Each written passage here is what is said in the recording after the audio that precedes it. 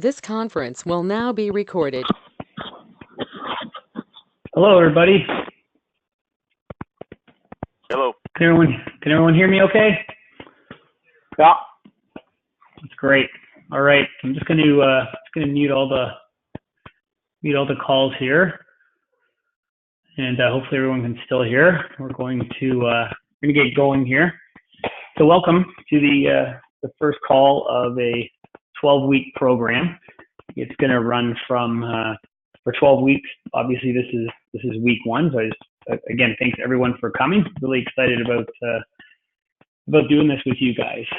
So week one, we're going to be working your best source for business, excuse me, which is working your sphere of influence. So these are past clients, people in your database, people people that like or love and trust you, and that would love to help you get to the next phase of your business, because you guys know that if someone's looking for a tire guy and you've had a great experience, or a chiropractor and you've had a great experience, you yourself are quick. I know I am quick to say, hey, use my guy. He's great at fixing backs or knees or whatever. So everyone should have the workbook, and so we'll get started and we'll get going, and then at the end of it we will we'll open everything up to getting you guys finished and learning here. So number one, fill in the blank, and at the end of all the workbooks there are the answers if you do forget one. But let's make sure you guys can fill these in as we go. So number one, you will always get more business from people you know versus people you do not know. So the fill in the blank there is more business. You will always get more business from them. Again, they're going to be the ones that are reaching out there to help you get to that next level. They really want to help you out. Number two, expect a 10% return from your list per year if you work at property. Expect a 10% return from your list per year if you work it properly. So there's two sources of that, and those two sources are repeat business plus referral business. Okay, repeat business plus referral business. The repeat business are the people that are going to keep calling you because you're keeping in touch with them to resell their house, help them buy the next one. And the referral business are those people, because you're calling them, reaching out to them.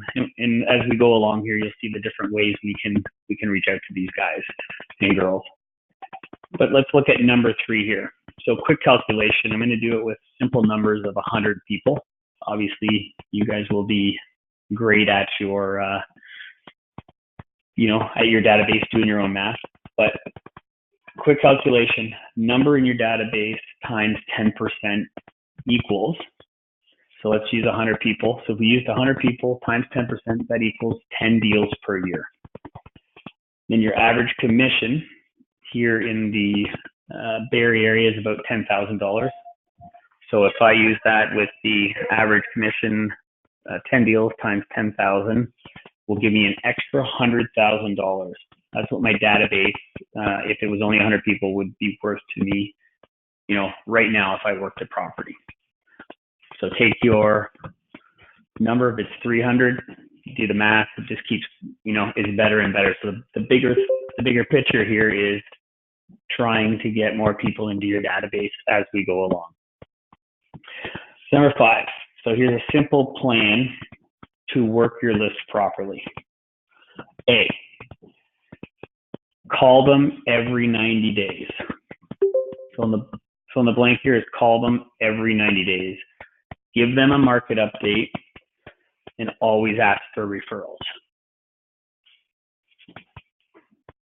B, if they are not home, leave a message and then follow up with them again in 90 days. You don't have to be calling them 5 days in a row trying to get them.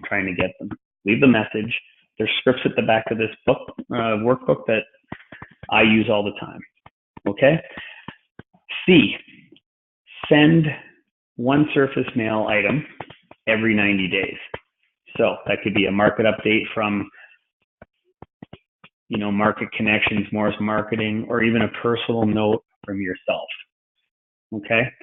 So send one surface email every 90 days. The key is they don't want to hear from you every week on a voicemail or on your direct call. They'll just get tired of you. They'll actually ask you to stop calling. Okay? So that's the time we reach out to remind them that we are in the business. And every time we remind them we're in the business, we're on their mind. If something does come up, they will give you a call. And D, email monthly with a market update, pre-formatted or individual by yourself. So if you're working a specific farm area, find some value in that area, a market update with how many recent sales, the percentage of listings, sale to listings taken price, something that gives them a reason to want to know what's in their area. Okay? E, this is a big one, and this is something that is getting better review all the time. It's something that a lot of agents are doing, and it's really been successful.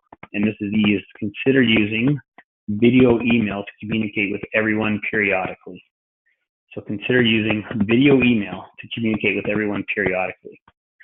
You will actually expect a 50% higher open rate. Long drawn out emails typed. I always ask people when they send me long emails if they have it in an audio book, because I really don't want to read 3 pages of stuff. A quick 2-minute, 1-minute video asking how they're doing, giving them a little bit of value will go a long way. Right? And by all means, use social media to stay in touch. Facebook, Twitter, Instagram, texting, etc. Just don't replace don't replace the personal contact, okay, with that stuff. That's a great tool to have, but we certainly don't want to replace reaching out and actually having, verbal contact with these people. Number 6, annual or semi-annual customer events. So annual or semi-annual customer events are super effective. People love to be invited to do things, okay? Always ask them to bring a friend, so they're introducing more people to you. Their husbands and kids are great, but bring a friend, bring another family.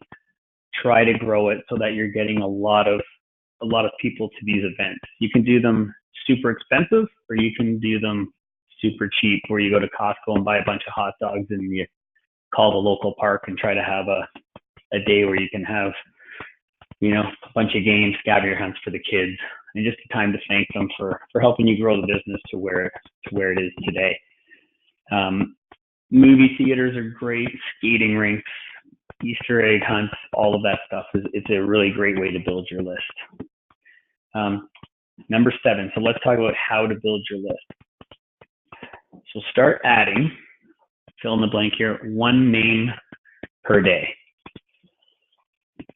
Now, if you're not prospecting all the time and you're not getting new leads and adding, that's one way to not build it. We want to continually look for people to put in here. But what we want to do is continuing to add people. Again, the more people you add, the more time you keep in touch with them, the more return you're going to get on your dollar. So add everyone you can think of: chiropractor, mechanic, tire guy, accountant, hairdresser, teachers.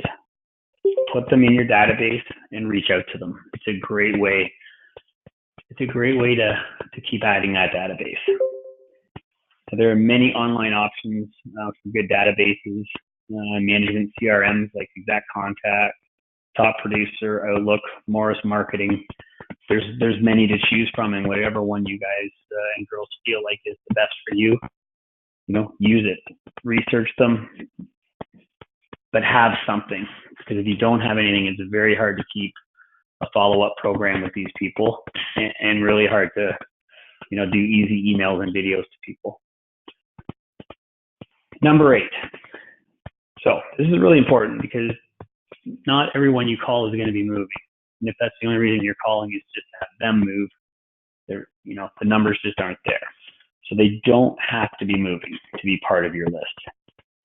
It says here that the average person will move every 5 to 7 years. And the average person runs into about 6 or 7 people every year who are actually talking about moving. So because of these odds, you have a much better chance of getting a referral. So when in doubt, add them to your list. Okay. So let's move on to number 9 here. So a simple agenda to follow when you contact someone in your database. How have you been late? Excuse me. How have you been lately? Provide the added value about the market. We're going to get to that in point 11.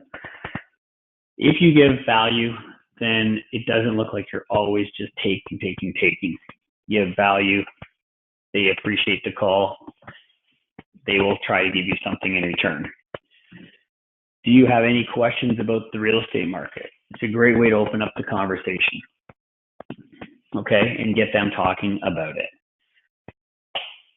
Another great one is, when do you suppose you folks will be moving next?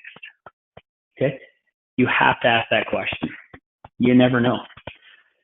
I was very diligent at the beginning of this year to really start reaching out to my database again and going through every single person and deciding whether I wanted them in my database or to get rid of them. But I contacted a client, left him a voicemail, and he saw a missed call, didn't get my voicemail, and I got a text that said, "What's up?"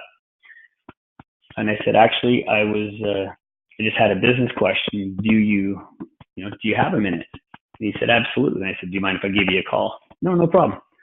So I gave him a call, and I went through the script, the center of influence script.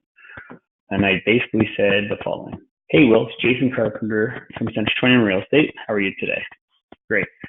Listen, we haven't talked in a little bit, and I was calling to touch base and see how you were doing. How is everything going?"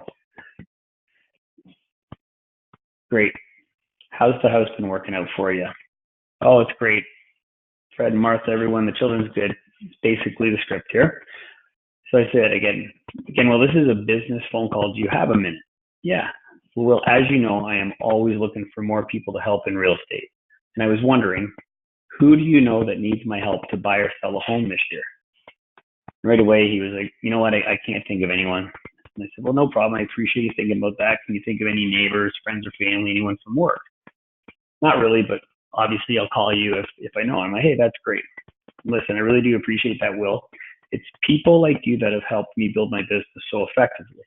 Now, while I do have you on the phone, let me ask you, do you have any questions about the real estate market that I can help you with?" "No, not really." I said, "Great. Well, listen, if anything ever does come up, would you feel comfortable calling me?" He goes, "Yeah, of course I would." Now, before I go any further, Will is someone that is a manager at a restaurant that my family eats, and I see Will all the time. And we chat, but I was guilty of not asking him for a referral or for business. My own fault, but I saw him every week. So in my head, he was just someone that knew to call me if I was going, if he was going to move. But then I said, "Fantastic. Before I hang up, tell me, when do you suppose you'll be making your next move, or when will you be moving next?" And he said, "You know what? I have no plans on making a move." And I said, "Okay, listen, that's good for you. That's great. I'll see you in the restaurant soon. But again, if you have any questions about the real estate market, please reach out and give me a call." Hung up the phone and thought there was just another contact I made. Later that night, I was sitting watching the Leafs game, and my phone rang, and he said, "How much do you think my house is worth?" I said, "Well, I'm not sure, but why don't we do this? Why don't we set aside 15 minutes? I can come by." And he said, "I don't know if I'm moving." I said, "No problem." I said, "But let's set aside that time, and I'll come by and at least give you some information so that if you do decide to make a move, you'll have all the information needed to move forward." So set aside a time. The next day I went out, and that was a week ago. I listed his house on Thursday morning at 8 a.m.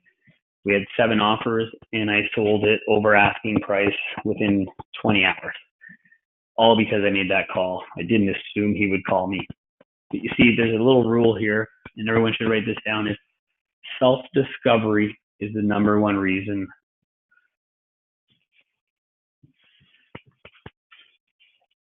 for change. Sorry. Self-discovery is the number one reason for change. Sometimes it just takes a little bump, a little reminder, a little information to get people thinking, maybe it is time, maybe I should move. Okay, so ask for referrals. Ask for referrals, ask for referrals. This is our job. We are salespeople. No matter how much we like to hide behind that and not tell anyone, that's the business we're in. We are salespeople, and we need to stay professional, ask the business questions, because that's how we're going to grow our business in the numbers game. Then say goodbye, mark them over 90 days for your next follow-up call. So this is super important. If you have talked to them or have left them a message, make sure that you put in your follow-up system, whatever it may be. In 90 days, you're going to call them again. You're going to go over the same thing. It's okay to do that. You don't have to feel like I talked to them 3 months. They're going to forget they talked to you. You have to remind them all the time that you're in business. Number 10, don't worry if you haven't spoke to them insert here for a long time. They actually, believe it or not, haven't been keeping track. Okay. In fact, if you said, when the last time we talked was, they're like, nope, I have no idea. The only person that knows you should have been calling them is, and insert here, you. You are the only one. Okay. They don't look in the mail every year for a Christmas card from you. Unless you put $30,000 in each card, they're not looking for your card. If it comes in, great. If it doesn't, it's no skin off their back. Number 11, we have 2 main tasks that you must perform every time you contact one of your past clients or center of influence. A, provide added value. Okay, so insert provide added value about the market. One current MLS statistic is sufficient each time. Example, number of homes sold in the last 30 days, percentage increase in prices, number of homes on the market currently, et cetera, et cetera. And B, ask for referrals every time, no exceptions. You are not being pushy. You're just doing your job. Okay, and here's how. As you know, I am always looking for more people to help in real estate. So I was wondering, who do you know that needs my help to buy or sell a home this year? All right. Shake your head. Who do you know? Like, yes, you're going to remember me. Okay. And you can pat yourself on the chest. Who do you know? You will come across a little bit differently, a little bit more professional, assertive. That's what they want. Someone confident, someone that's going to help them sell their houses. Number 12, remember the most critical aspect of working this hugely productive source of business is an insert here, personal contact. The most critical aspect of working this hugely productive source of business is personal contact. If you just send them texts, emails, never talk to them with a voice, it's not as effective. If you find you don't want to call someone, then just take them off your list. And that's what I was doing in January. There's some people that the conversations they were either awkward or they were just a super cold lead that I put on, and there was nothing coming from that. Your goal should be to build your list to a minimum of 300 names. Again, the key is to add 1 name per day. Insert there. The key is to add 1 name per day from your ongoing prospect. Every once in a while, if you're driving down the street and you remember, you know what, I bought my car there, I'm going to put my sales guy on my list. Pull over, write it down. I don't want anyone writing while they're driving. Let's be safe, people. Okay, but from your prospecting, you need to add more people. And if you only know so many people, then this is the time now where we do have to reach out to the bigger group. That bigger group will come from your cold calls, your door knocking. I know the key here is I think you guys are all getting the point, guys and girls, is that our source of business that's going to give us the most return are the people that we love, people that like us, the people that have had great experience with us, and the people we come into contact with all the time. They're going to want to help you guys out.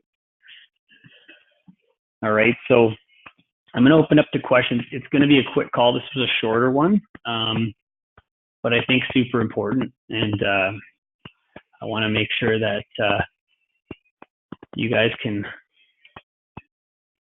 all talk in here.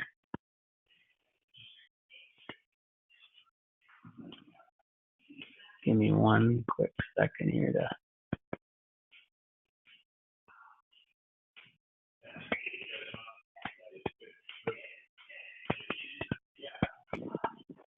Does anybody have any questions, comments, anything they want to add to this session?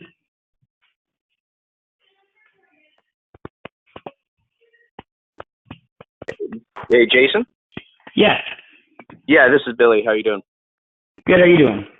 Good, thank you. Just, I texted the question into the webinar thing, but I wasn't sure if you saw it. How are you deciding, or how have you been deciding who stays in your database? If there's very weak content or they haven't responded, do you just assume the message is getting out, the impression is being made if you haven't talked to them, but you still keep them on, or what? Yeah, so, great question. So one thing is when you're asking these questions, and let's just say you were leaving voicemails, emails, the way you ask the way you end some of those conversations is, listen, if you ever hear of anyone or can think of anyone that's looking to buy or sell, I'd love to help them out. So you're not asking them for a call back. You're asking them to only call you if if they can think of someone or if they want to move. So you have to be careful that, I've never heard from this person, because you actually said, hey, you haven't said, hey, give me a shout back, let's chat. If you're saying that and they're not calling you back, and it's 4 contacts a year and your emails and all that, I think you can make a decision there that, okay, then these people have nothing, they don't want anything to do with me.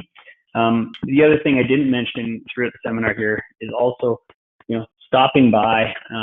Maybe it's not a phone call. Maybe it is just, you're driving through the neighborhood and it's time to go see Jim.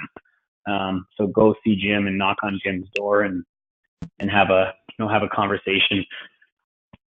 So I think, if you're not getting, if the phone calls are cold with people, or they're short answers, and you've been calling them 2 or 3 years in a row and you're getting nothing, I think it really comes down to a judgment call on your end at that point. Does that help? Yeah, it does. And I guess part of it is that, it's been drilled into us. It takes 7 or 8 follow-ups before either a sale or some progress is made with a client. And if it feels very one-sided, I don't know if it's at 7 or 8 times that they're rejecting you each time before they finally say, yes, I'll work with you, or is it more like, sort of like what you're saying. It's like, if you try to contact them, you're not feeling like they're responding. That's sort of a different type of rejection, as it were, I guess. It's I think if what I would do is I would always keep people in my database, because you never know. Like, it could be 5 years before you get anything from somebody, right? And I think also you have to look at, am I being diligent with the amount of touches, the 4 a year of a personal touch, whether it's the, and we use that as a voicemail where it's your voice. Right. I would really start using video.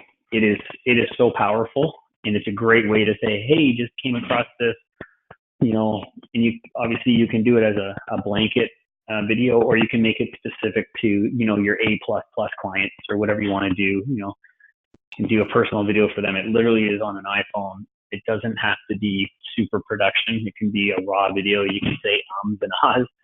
People, they like seeing your smiling face, right? And but I wouldn't necessarily kick people off unless you're getting pushed. Like, hey, you don't have to call me. I know that if someone wants to buy, I'm going to have them call you. Like, you can sense the ones that you don't need in your database, and you can get rid of them. Or you're driving down the street and you obviously see their house for sale and it's not your sign, you could probably take them off your database at that point. Yeah, right. Yeah. Anyone else have any input on this session?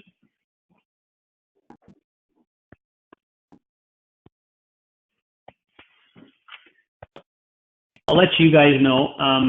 Jim Bailey is taking the month of April off. He's doing a couple of brokers courses. So those calls we're going to just hold off for in April. And Jim and I have a meeting on Friday, and we're going to discuss the possibility of changing that call into more of a mastermind. So a little bit of objection handling, some, just some talk amongst professional realtors about the market or ideas, or, hey, what do you do for this? Just make it more of an open forum. So that will restart up. As far as I know, I'll have more information after Friday once Jim and I sit down and have that discussion. But, anyone on the call, if you guys have any ideas for that, for that role play call or potentially mastermind group, just shoot me an email or Jim, and we'd love any input on that stuff that can make it better for you guys and girls. Okay.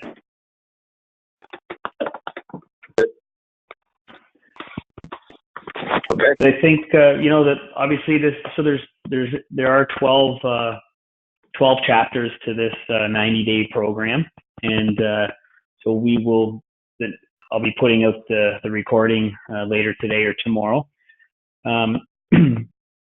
My one thing with the recording is the people that don't come on the calls consecutively, I'm wondering if the recording is giving an excuse not to do that.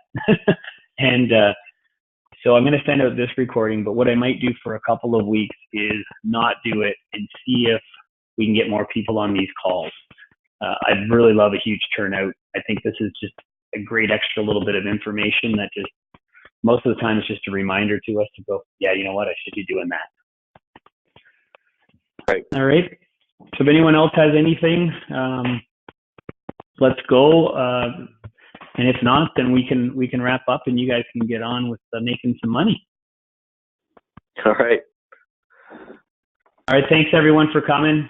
Have a powerful week, and we'll talk to you soon. Thanks a lot, Jason. Thanks. Good session. You're welcome. Thanks. Bye-bye.